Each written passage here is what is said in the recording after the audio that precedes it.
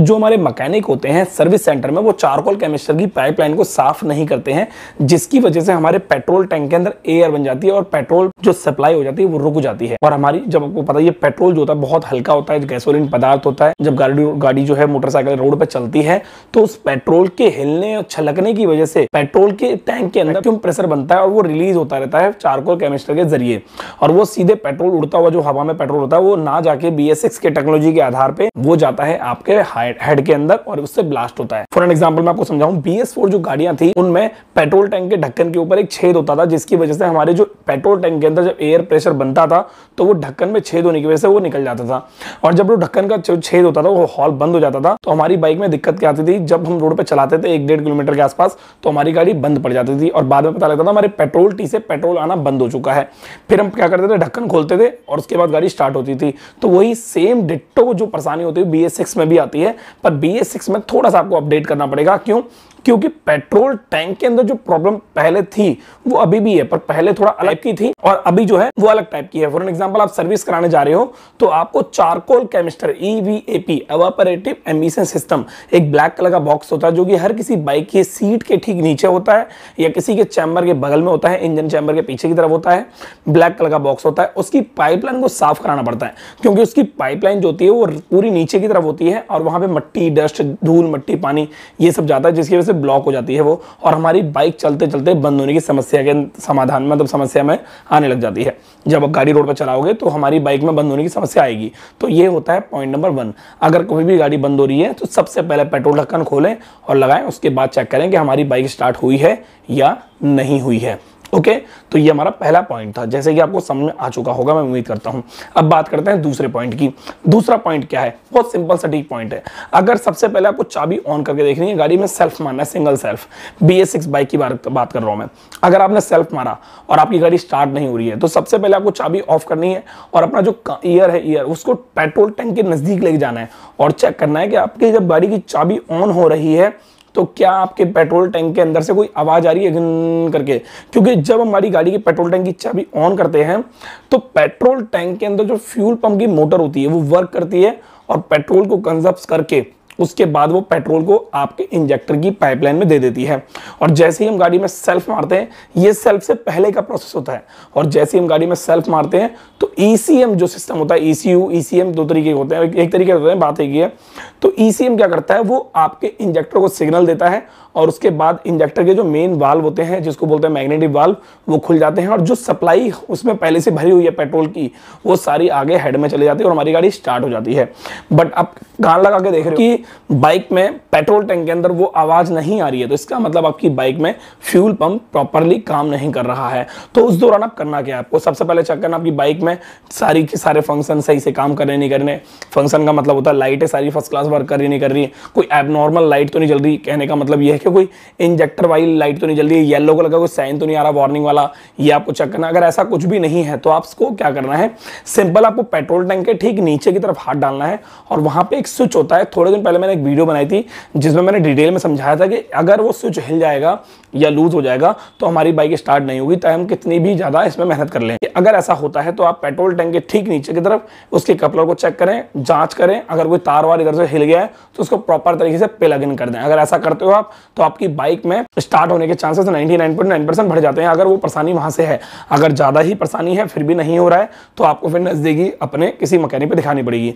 और एक बात और, आपको बिल्कुल भी वायरिंग में छेड़खानी नहीं करनी है। अगर ऐसा आप करते हो और आपकी गाड़ी में आपने कोई लापरवाही कर दी तो उसकी वजह से आपको बहुत ज्यादा मोटा खामियाजा भुगतना पड़ सकता है। जैसे कि ECM खराब हो सकता है, 6-6.5 का ECM आता है, और उसके जैसे कि आपकी गाड़ी में फ्यूल पंप जो है वो खराब हो सकता है, शॉर्ट हो सकता है, और आपकी बाइक में एक चार्जर होता है RR यूनिट, रेगुलर रेक्टिफायर जैसे कहते हैं, वो भी खराब हो सकता है, उसके भी चांसेस होते हैं खराब होने के, और आपकी गाड़ी में फ्यूज भी खराब हो सकता है। तो ये 3-4 चीजें होती हैं जब आपकी बाइक में गलत तरीके से आप काम उसमें कर रहे हो। उसके अलावा ये हो गया हमारा दूसरा पॉइंट। अब बात करते हैं तीसरे पॉइंट की। जब हम रोड पर चला रहे होते हैं तो धूल मट्टी में, बारिश में, धक्कड़ में, ये सब लोकल एरिया में क्या होता है, हमारी जो प्लग की कैप होती है उसके ठीक ऊपर की तरफ कार्बन आ जाता है, जो कि हर सर्विस पे चेक होना चाहिए, पर काफ़ी सारे सर्विस सेंटर में वो चीज़ चेक नहीं होती है, जिसकी वजह से हमारी बाइक में बाद में दिक्कतें बढ़ जाती हैं। पहली दिक्कत तो यही होती है, अगर हल्का सा पानी का वहाँ पर बूंद या ड्रॉप गई तो उसकी वजह से हमारी गाड़ी मिसिंग करने लग जाती है और बंद हो जाती है। तो आपको क्या करना है, अगर आपकी गाड़ी मिसिंग होकर बंद करिए, घुट घुट घुट घुट करके बंद हुई है, तो आपको अपनी बाइक में प्लग अडाप्टर को बाहर निकालना है और उसको पूरा प्रॉपर फूक वगैरह मार के क्लीन करना है। अगर आपके आसपास में कोई मेडिकल स्टोर है तो वहां से आपको वैसलीन 5 रुपए की ले लेनी है और उसके अडाप्टर में इसको लगा देना है, क्योंकि वैसलीन पेट्रोलियम जेली का काम करती है जो कि वाटर प्रूफ होती है। अगर आप वाटर प्रूफ प्रॉपर तरीके से उसको वाटर प्रूफिंग कर दोगे तो वो आगे जाके समस्या आपकी नहीं बढ़ेगी। वैसे तो आपको सर्विस के दौरान ये काम करा लेना चाहिए, और जितने भी सर्विस सेंटर बनाए हुए हैं, सर्विस सेंटर दिल्ली के अंदर या हिंदुस्तान के अंदर, उन सभी सर्विस सेंटरों के अंदर ये पेट्रोलियम जेली अवेलेबल हो जाती है, जो कि सिर्फ 50 से 100 रुपए में आपकी पूरी बाइक में जितने भी कपलर होते हैं उन सभी में पेट्रोलियम जेली करी जाती है। बट वो डिपेंड करता है उस मैकेनिक के ऊपर, डिपेंड करता है आपके ऊपर, आपने किस तरीके से उसको ट्रीट किया, किस तरीके से उसने समझाया है, आपने वो गाइड किया है, मतलब एक होता है ना कम्युनिकेशन से आपने किस तरीके से मिलाई उससे, वो उस पर डिपेंड करता है। उसके अलावा बात करते हैं हमारे चौथे पॉइंट की ओर। चौथा पॉइंट बहुत बेसिक पॉइंट है। अगर आपकी बाइक स्टार्ट नहीं हो रही है, बंद हो गई है, और आपकी बाइक में न्यूट्रल लाइट भी नहीं आ रही है, आपका कोई सा भी फंक्शन काम नहीं कर रहा है, बैटरी वगैरह किसी भी, मतलब कोई सा भी फंक्शन काम नहीं कर रहा है, तो सबसे सिंपल तरीका है, आप अपनी बाइक का सीट को खोलो और सीट खोलने के बाद चेक करो उसकी फ्यूज की लाइन। उसकी फ्यूज की लाइन में ऐसा जब भी होता है, ज्यादातर ये BS6 बाइकों में 4-5 तरीके की दिक्कत आती है, इसके अलावा और कोई भी दिक्कत ऐसी खास नहीं आती है। उसके अलावा एक और दिक्कत बताऊंगा जो बहुत ज्यादा खतरनाक होती है, जो आपको नहीं छेड़नी है बिल्कुल भी।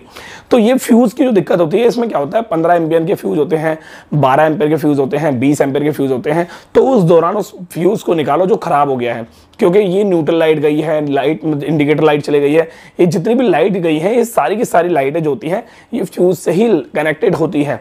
फ्यूज खराब होने पर ये लाइटें, होता क्या है, देखो सिंपल तरीका है, जब फ्यूज उड़ता है तो जो मान लो ये बैटरी है, इसमें से एक प्लस वाला वायर आया हुआ है, अब प्लस वायर जो वायर आता है उसके बीच में फ्यूज की लाइन लगती है। अब वो फ्यूज किसी भी कारण फूक जाता है तो इसका मतलब बैटरी का प्लस वाला वायर आगे नहीं सपोर्ट कर पा रहा है, नहीं अपनी लाइन को दे पा रहा है, आगे सप्लाई नहीं दे पा रहा है। तो आपको क्या करना है, उसकी कनेक्टिविटी दोबारा जोड़नी होती है। अब आपके मन का एक डाउट और क्लियर कर दूं जो बहुत ज्यादा जरूरी है। कभी कभी क्या होता है, हमारा 15 एम्पियर का फ्यूज खराब होता है और हमारे पास होता है 10 एम्पियर का फ्यूज। कभी कभी 10 एम्पियर का फ्यूज खराब हो जाता है और हमारे पास होता है 20 एम्पियर का फ्यूज। तो उस दौरान जब आपकी इमरजेंसी पड़ती है तो आप अपनी बाइक में फ्यूज एम्पियर के हिसाब से ना डाल के सिर्फ फ्यूज को चेंज कर सकते हो। मतलब ये, अगर आपकी बाइक का फ्यूज 10 एम्पियर का है और वो खराब हुआ है और आपके पास एक 20 एम्पियर का फ्यूज है तो भी आप उसमें लगा सकते हो, ऐसी कोई डरने वाली बात नहीं है। 20 एम्पियर का फ्यूज खराब हुआ है और आपके पास 10 एम्पियर का फ्यूज है तो भी आप अपनी बाइक में इजीली फिट कर सकते हो, इस पे इंस्टॉल कर सकते हो, और उसके बाद जब आपका काम निकल जाए तो नियर बाइक अपने सर्विस सेंटर में जाके ये काम करा के प्रॉपर तरीके से सेट हो सकते हो। कभी भी फ्यूज अगर आपको डलवाना है किसी भी सर्विस सेंटर में जाके तो वहां पे ओरिजिनल फ्यूज डलवाना है। अगर आप लोकल फ्यूज डलवाते हो तो वो कुछ दिनों बाद क्या होगा, पानी या डस्ट की वजह से दोबारा खराब हो जाएगा, डैमेज हो जाएगा, और उसका जो टूटा हुआ हिस्सा है वो फ्यूज के बॉक्स के अंदर ही कटा हुआ रह जाएगा, जिसकी वजह से पूरा फ्यूज बॉक्स डैमेज हो जाएगा और आपका बहुत मोटा खर्चा हो जाएगा और उसकी वायरिंग भी खराब हो जाती है। अब हमारा लास्ट जो टॉपिक है वो ये है कि आपको उसमें बिल्कुल भी अपना योगदान नहीं देना है। कैसे? अगर मान के चलो ये चारों टॉपिक मैंने जो बताए हैं, इन चारों टॉपिक को करने के बाद भी आपकी गाड़ी स्टार्ट नहीं होती है तो आपको कुछ भी नहीं करना है, किसी ऐसे मैकेनिक के पास बाइक लेके जानी है जो BS6 की नॉलेज रखता हो, जो BS6 के बारे में जानता हो, क्योंकि BS6 बाइक के अंदर जो टेक्नोलॉजी दी गई है वो बहुत ही ज्यादा डिफरेंट है, बहुत ही ज्यादा डिफिकल्ट है उन लोगों के लिए जो लोग नॉर्मल बाइक करते हैं। अगर कोई कस्टमर, मतलब मान लो आपकी बाइक बंद हो गई और आपने सारे काम करके देख लिया, उसके बाद भी स्टार्ट नहीं हो रही है और आप किसी मैकेनिक पे ले गए और उसके बाद मैकेनिक को हाथ पैर मारने में लगा पड़ा है, उसको पता नहीं है, आप देख रहे हो अच्छी तरीके से, आप समझ भी रहे हो कि हाँ इस मैकेनिक को पता नहीं है, बस इधर उधर हाथ पैर मार रहा है, उससे क्या होगा, वो मैकेनिक ऐसा कुछ काम कर देगा जिससे आपकी गाड़ी में नुकसान आ जाएगा और आपको पता भी नहीं चलेगा, क्योंकि आप गाड़ी उस पर बंद लेके आए हो और आप बंद ही लेके जाओगे। एंड में होगा क्या, वो मैकेनिक जो होता है, पुरानी उनकी कारीगरी होती है, वो इतना बड़ा तार का टुकड़ा लेते हैं और वो तार का टुकड़ा इधर से उधर, उधर से इधर, उधर से उधर, उधर से इधर करते हैं, जिसकी वजह से हमारी बाइक में सबसे पहले ECM फूक जाता है।